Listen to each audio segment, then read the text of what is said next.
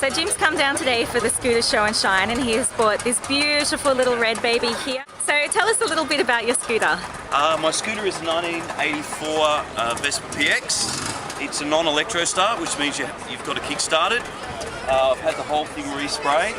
Yep. I've also had a chrome and brass glove box. You can see I keep my few little odds and sods in there. Yes. I've had the seat completely reupholstered, and I can show you something quite funny actually.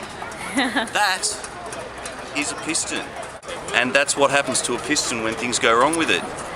So when this went wrong, I had the opportunity to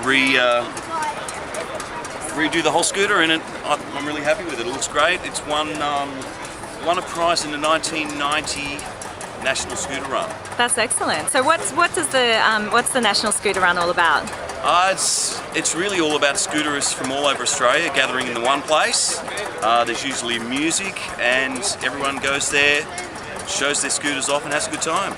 So that's quite an achievement to win a prize, because there must be a lot of people that show up. There are, but it's not a big movement. Yeah? Yeah. They're still quite active in Sydney, would you say?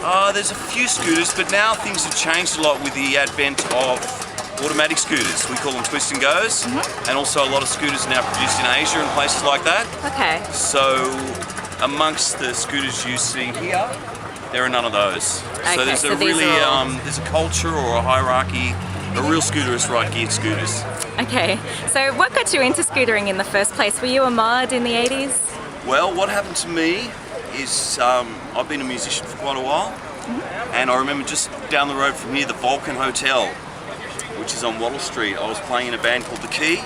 We used to play stuff like The Jam and The Who and our own original material. I rocked up there one day to play with a band called Surprise Surprise, and all of a sudden there were like 50 scooters rode up, and these mods were going crazy to my band, and I was really attracted to it and didn't really want the white picket fence type life, and so yeah.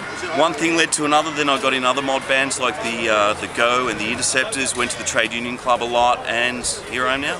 So what does it mean to you to be a mod? I guess it was, the main thing was not to be, like at that time in Australia in the early 80s, growing up was about getting a mullet, getting a pair of stubbies, and getting some thongs, and putting some zinc on your nose. I rejected all that, and that's what mod gave me a chance to do that, you know? So mod gave you a chance to brush up and be stylish? Yeah, and mod was also like, if you dressed the part at that time, as opposed to being a punk or a rocker, you'd go in and you get a job, you'd look really sharp, you know? Yeah. So do you still consider yourself a mod today? No. No. No, I'm a scooterist, but I'm not a mod.